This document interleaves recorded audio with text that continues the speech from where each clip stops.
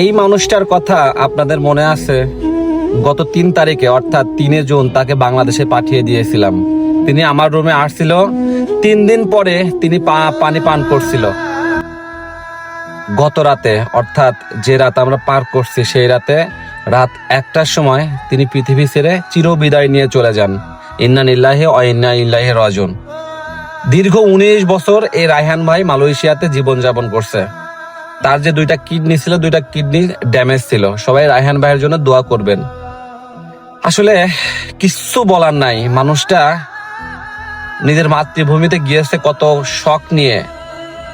তার কত আশা ছিল যে মাতৃভূমিতে গিয়ে চিকিৎসা করবে, চিকিৎসা করার পরে তিনি একটা সংসার করবে, সেটা আর তার হইল না। আসলে সকাল সকালে এই খবরটা শুনে, এই নিউজটা শুনে আসলেও খুব খারাপ লাগছে।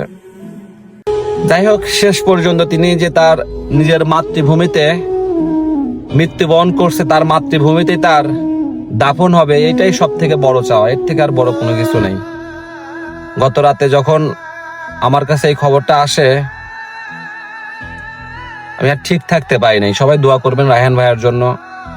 আসলে হয়তোবা আল্লাহ চেয়েছিল যে তিনি মৃত্যুর আগে কিছুদিন বাংলাদেশে থাকবেন, এইটুকুই, তাছাড়া কোনো কিছুই না।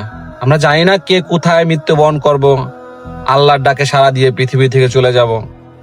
তবে তাকে যে বাংলাদেশে পাঠিয়েছিলাম, খুব আশা করে পাঠিয়েছিলাম। তার পরিবার কিন্তু খুব আশা করে তাকে বাংলাদেশে নিয়েছিল 19 বছর পরে।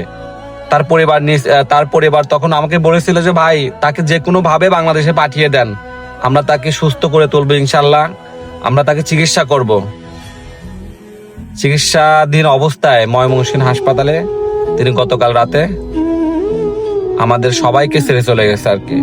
রায়হান ভাইয়ের জন্য সবাই দোয়া করবেন, ভালো থাকবেন।